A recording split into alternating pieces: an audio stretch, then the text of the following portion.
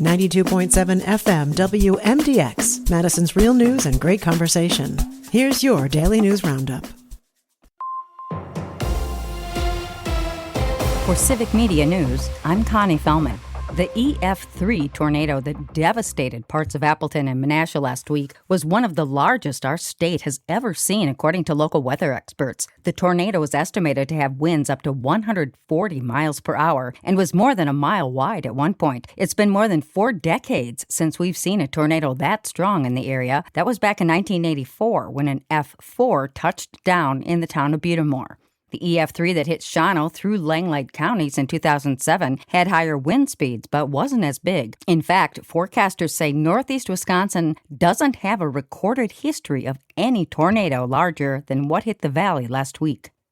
After searching throughout the weekend, the Door County Sheriff's Office says they found the bodies of 2 missing kayakers near Washington Island yesterday. 20-year-old David Thalman and 20-year-old Francesca Warwick, both from Illinois, were last seen Saturday evening. Authorities say the two were kayaking in the waters off Washington Island. They say neither was wearing a life jacket.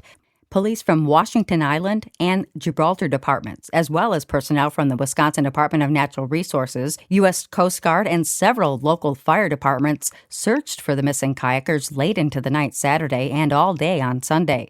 Door County Sheriff's deputies took over the search when it transitioned to a recovery effort on Sunday. Recovery workers found the bodies in the water just before 11 a.m. on Monday. A plane crash in Dunn County left 2 people injured Sunday afternoon. According to officials with the Dunn County Sheriff's Office, the incident occurred shortly after 12 p.m. near Boundary Road in the town of Hay River. The pilot, a 36-year-old woman from South Dakota, and her passenger, a 51-year-old Marshfield man, were both taken to a local hospital. Investigators say the aircraft had just departed from the Boyceville Municipal Airport prior to the crash. The cause of the accident remains under investigation by authorities. A 37-year-old Menominee woman is facing charges of attempted first-degree intentional homicide and child abuse following an alleged attack on her 7-year-old son.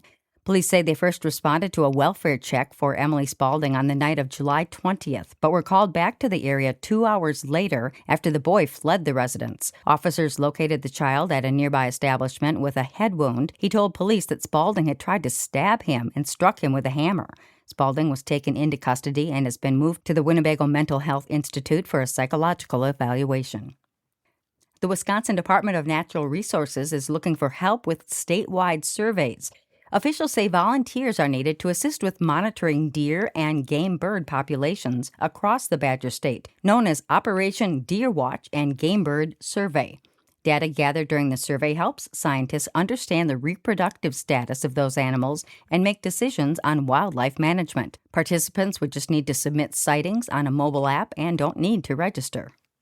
The Wisconsin Supreme Court has taken their show on the road. Oral arguments have been scheduled for Chippewa Falls in October. Officials say the Justice on Wheels event will help people learn more about the court, the appellate process, and the role of the judicial branch. The hearing will be open to the public. More information, including the case and seating details, will come out later.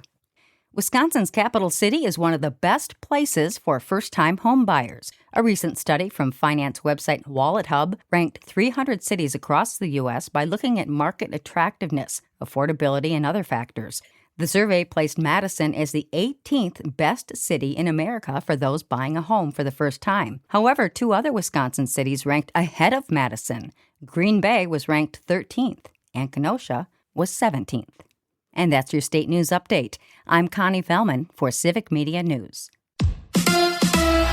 Brewers and Pirates tonight. Hi, I'm Mike Clemens with Sports Baseball. The Brewers will try again after losing last night 4-3 at home to the Pirates. Pittsburgh has now beat Milwaukee 6 out of 7 times so far this season. The Brewers making trades before the deadline to acquire 3 pitchers, Dustin May and Jojo Romero from the Cardinals, and reliever Antonio Zenzatella from the Rockies. GM Matt Arnold says the Brewers were in talks with several teams before the deadline. We were in on a lot of things. I think we did what we can to help the team, and you're in on a lot of stuff. There's certainly some things where you come up short and you just got to pick yourself up and dust yourself off and try to do what you can to get the next thing. And ultimately, I think we were able to accomplish a lot over the last 48 hours to get some stuff done to really help the team. Pat Murphy says they needed the pitchers. We've been riddled with injuries, obviously. To lose Priester and Woodruff out of your rotation and now you're going with 5 rookies, basically. NFL, the Packers now practicing in pads. Running back Marshawn Lloyd has been very impressive with his speed. With Sports, I'm Mike Clemens. Partly to mostly cloudy today with scattered showers and thunderstorms this afternoon. Our high today right around 83. Tonight, mostly cloudy with showers and thunder showers. Our low 63. Tomorrow, scattered showers and thunderstorms with a high right around 76. I'm meteorologist Sean Cable. That's your Madison News Roundup from WMDX. Find more news anytime at WMDXradio.com. Subscribe to this podcast on Spotify, Apple, or wherever you find your podcasts.